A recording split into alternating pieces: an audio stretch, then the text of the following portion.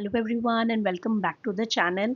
आज हम लोग गेट साइकिल डिस्कस करने वाले हैं, जिसमें गेट साइकिल के फेजेस डिस्कस करेंगे। कौन सी मसल में क्या मूवमेंट आती है, कौन से जॉइंट पे क्या मूवमेंट होती है एंड उसकी क्लिनिकल इम्प्लीकेशंस क्या हैं।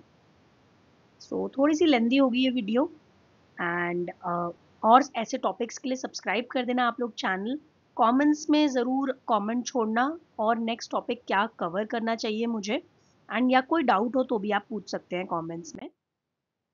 तो आज के वीडियो में क्या क्या लर्न करेंगे हम। Gait cycle, phases gait cycle के, नॉर्मल गेट की मैकेनिक्स क्या होती है, गेट के टाइम पे मसल की एक्टिविटी क्या रहती है, abnormal gait patterns and physiotherapy में गेट का क्या रेलेवेंस है। ठीक है। सो गेट एग्जैक्टली है क्या? इट इज़ अ मैनर और स्टाइल ऑफ वॉकिंग। गेट किसको बोलते हैं? जो हम वॉकिंग कर रहे हैं उसको गेट बोलते हैं। पर्पस क्या है इसका? कि एफिशिएंट मूवमेंट हो पाए बॉडी की, एक जगह से दूसरी जगह, पेशेंट एक जगह से दूसरी जगह इजीली पहुंच पाए। डेफिनेशन क्या है एग्जैक्ट अगर हम बात करें कि गेट साइकिल है क्या? Heel strike of one foot to the next heel strike of the same foot. For example, right foot की बात करें अगर, तो राइट फुट से स्टार्ट हुआ, वॉक करते गए, लेफ्ट फुट रोल में आया, वॉक करते गए एंड फाइनली दोबारा राइट फुट का ही हील स्ट्राइक हुआ। ये पूरा एक गेट साइकिल है। ठीक है। इस पूरे गेट साइकिल को हम लोग स्ट्राइड भी बोलते हैं। ठीक है। It is also known as a STRIDE.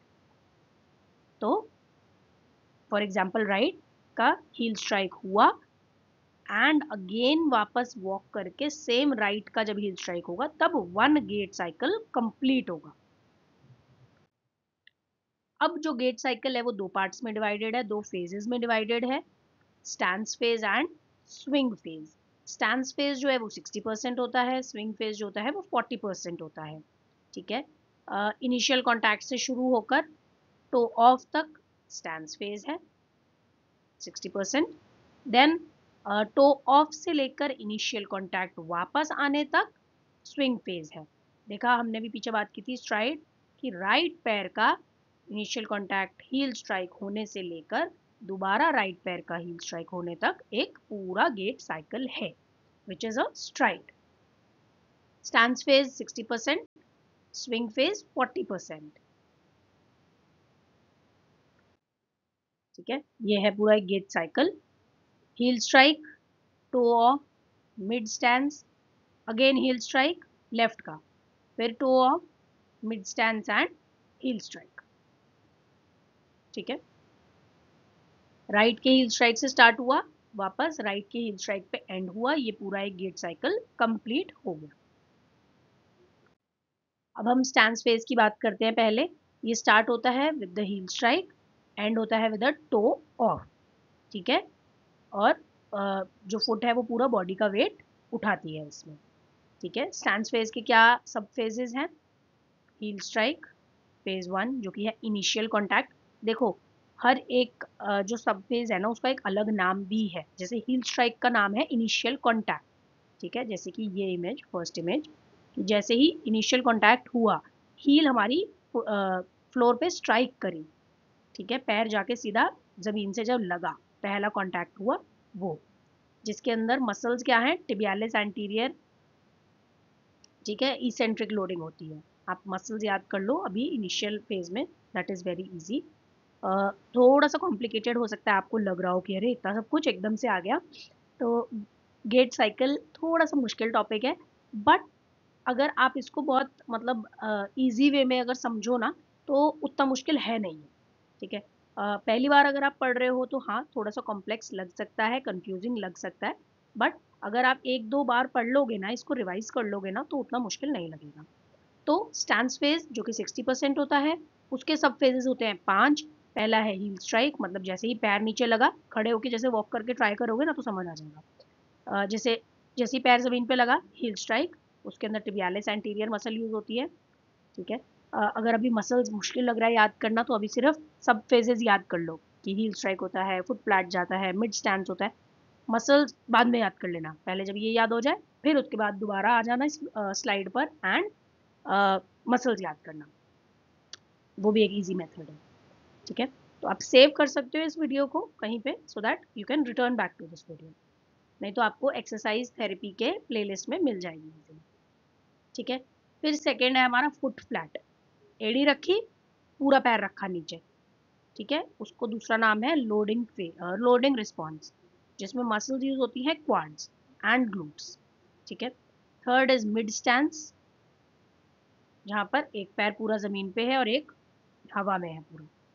ठीक है, मिड स्टैंस, इसके अंदर गैस्ट्रोक्नेमियस यूज होती है, सोलियस यूज होती है, ग्लूटियस मीडियस यूज होती है। अब मैंने इसमें ये भी बता रखा है कि जैसे हील स्ट्राइक में टिबियालिस एंटीरियर यूज हो रहा है, तो वो इसेंट्रिक लोडिंग के लिए यूज हो रहा है। देन फुट फ्लैट वाले फेज में क्वाड्स यूज हो रहा है इसेंट्रिक लोडिंग के लिए। मिड स्टैंस फेज में गैस्ट्रोक्नेमियस एंड सोलियस यूज हो रहा है इसेंट्रिक लोडिंग के लिए, एंड ग्लूट्स मीडियस यूज हो रहे हैं स्टेबलाइज करने के लिए। देन हील ऑफ फेज आता है, जिसको हम टर्मिनल स्टैंस भी बोलते हैं। ठीक है, हील ऑफ फेज, जहाँ पे हील उठने वाली फेज आ जाता है। मसल्स है काफ मसल्स, कॉन्सेंट्रिक लोडिंग कर रही है। And then is toe off, जो कि प्री स्विंग है, कि जिसमें हम पैर पूरा उठा ले रहे हैं, तो पूरा उठ जाएगा। ठीक है, उठा नहीं है, उठने वाला है, प्री स्विंग इसीलिए कि स्विंग फेज में जाने से पहले वाला फेज है, कि अभी उठा नहीं है, बस उठने ही वाला है, स्विंग फेज में जाने ही वाला है पैर। ठीक है, मसल्स है flexor hallucis longus and deep flexors concentric. अब स्विंग फेज पे आ जाते हैं। स्विंग फेज थोड़ा और इजियर है, इसमें सिर्फ 3 ही सब फेजेस हैं। फुट जो है वो ग्राउंड से ऊपर होता है एंड आगे बढ़ाता है स्विंग फेज हमें। ठीक है, initial swing, mid swing and terminal swing, नाम भी आसान है। Initial swing, mid swing and terminal. पैर जैसे ही हल्का सा फ्लोर से हटा वो इनिशियल हुआ, उठ के आगे बढ़ा, बीच में आया वो मिड स्विंग हो गया, और नीचे रख दिया गया वो टर्मिनल स्विंग हो गया। ठीक है, इनिशियल स्विंग में मसल्स है हिप फ्लेक्सर्स और हैम्स। मिड स्विंग में मसल है टिबियालिस एंटीरियर। टर्मिनल में मसल्स हैं हैम्स या फिर क्वाड्स। ठीक है, हैम्स जो है वो डी एक्सेलरेट कर रही हैं, क्वाड्स जो है वो कांटेक्ट बनाने के लिए प्रिपेयर कर रहे हैं। तो स्विंग फेज के सब phases are easier, initial swing, mid swing and terminal swing. अब जो इम्पोर्टेंट मूवमेंट्स हैं गेट साइकिल की, वो हमें देखनी है। तो उसमें जो कि जॉइंट मूवमेंट्स हैं वो हिप की है, नी की है और एंकल की है। ठीक है, तो हिप जो है उसमें फ्लेक्शन एंड एक्सटेंशन होता है, नी में फ्लेक्शन एंड एक्सटेंशन होता है, एंकल में डॉर्सीफ्लेक्शन एंड प्लांटर फ्लेक्शन होता है। बेसिकली सारी मूवमेंट्स होती हैं। ठीक है, अलग अलग फेज में ये जो हमारी जॉइंट्स है ये अलग अलग पोजीशन पे जाते हैं, वो भी हम डिस्कस करेंगे आगे। ठीक है, मसल एक्टिविटी क्या होती है इसके बारे में बात करते हैं। किस फेज में? हील स्ट्राइक वाले फेज में हिप एक्सटेंशन में जाता है, नी एक्सटेंशन में जाता है, एंकल डॉर्सीफ्लेक्शन में जाता है। मिड स्टैंस वाले फेज में अबडक्टर्स काम करते हैं हिप के, नी के स्टेबलाइजर्स काम करते हैं एंड एंकल में प्लांटर फ्लेक्सर्स काम करते हैं। टो ऑफ वाले फेज में हिप के फ्लेक्सर्स काम करते हैं, नी के फ्लेक्सर्स काम करते हैं, एंकल के प्लांटर फ्लेक्सर्स काम करते हैं। डिटर्मिनेंट्स ऑफ नॉर्मल गेट थोड़ा सा एक इम्पॉर्टेंट चीज़ है, ये एग्जाम क्वेश्चन है, एग्जाम में मोस्टली आता है। ठीक है, डिटर्मिनेंट्स ऑफ गेट, तो first is pelvic rotation, second is pelvic tilting, third is knee flexion, fourth is foot and ankle motion, fifth is pelvic lateral pelvic displacement. ठीक है, कुछ लोग बोलते हैं कि 6 डिटर्मिनेंट्स होते हैं, कुछ बोलते हैं कि 5 होते हैं, हम मेजरली 5 कंसिडर करते हैं। कुछ लोग 6 भी कंसिडर कर लेते हैं, जिसके अंदर फुट एंड एंकल का स्टेबलाइजेशन भी आता है। तो ये एक टैबुलर फॉर्म में भी आप याद कर सकते हो। अब गेट के पैरामीटर्स की बात कर लेते हैं। So first is step length, जो कि है distance between the heel contact of one foot and the heel contact of opposite foot. कि मतलब हमने राइट पैर का हील रखा और फिर लेफ्ट पैर का हील रखा, इन दोनों के बीच में जो डिस्टेंस है वो एक स्टेप का लेंथ है। ठीक है, stride length is the distance between two successive heel contacts of the same foot. मतलब एक पूरा कंप्लीट गेट साइकिल के बीच में जो, मतलब राइट का फर्स्ट हील स्ट्राइक एंड फिर से दोबारा राइट पे खत्म होने वाला हील स्ट्राइक, इसके बीच की जो लेंथ है वो स्ट्राइड लेंथ है। थर्ड इज केडेंस, मतलब कितने नंबर ऑफ स्टेप आप 1 मिनट में चल पा रहे हो। 1 मिनट में समझो आप 10 स्टेप चल रहे हो तो that is the cadence, cadence is 10। या 1 मिनट में आप 20 स्टेप चल पा रहे हो तो cadence is 20।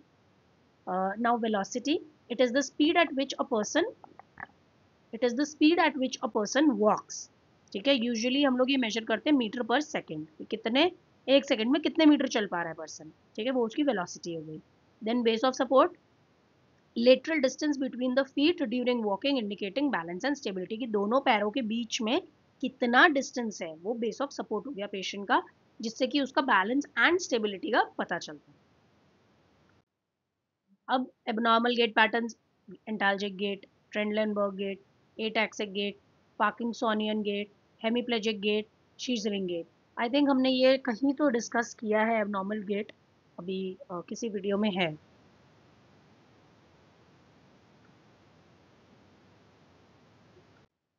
Gait analysis tool, visual observation, देख के आप, मतलब मोस्टली जो हमारा डेली बेसिस पे होता है वो तो हम देख के ही बता देते हैं कि हाँ इसमें ये प्रॉब्लम है, ये वाला गेट है।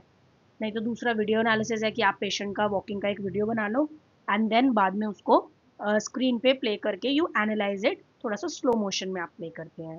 Then there are gait mats and force plates, patient उन स्पेशल मैट्स पे ही वॉक करता है एंड उस पर एनालिसिस हो जाता है कि हाँ इसको ये प्रॉब्लम है।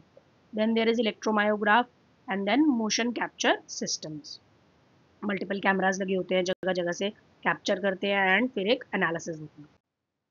क्लिनिकल इंपॉर्टेंस क्या है गेट के असेसमेंट, गेट असेसमेंट से क्या होता है, एक तो हमें न्यूरोलॉजिकल और मस्कुलोस्केलेटल इश्यूज पता चल जाते हैं, फिर वो हमें गाइडेंस मिलती है रिहैब के गोल्स के रिलेटेड कि भाई हमें इसकी गेट पैटर्न पे काम करना है, नहीं करना है, या क्या वर्क करना है। Then it also measures progress, patient का गेट असेस करेंगे तभी हमें प्रोग्रेस पता चलेगा कि फर्स्ट डे आया तो इसका गेट पैटर्न ऐसा था, अब 25 दिन हो गए हैं तो अब इसका गेट पैटर्न ऐसा हो गया है, तो उससे प्रोग्रेस भी मेजर कर सकते हैं हम। It also enhances the mobility and fall prevention.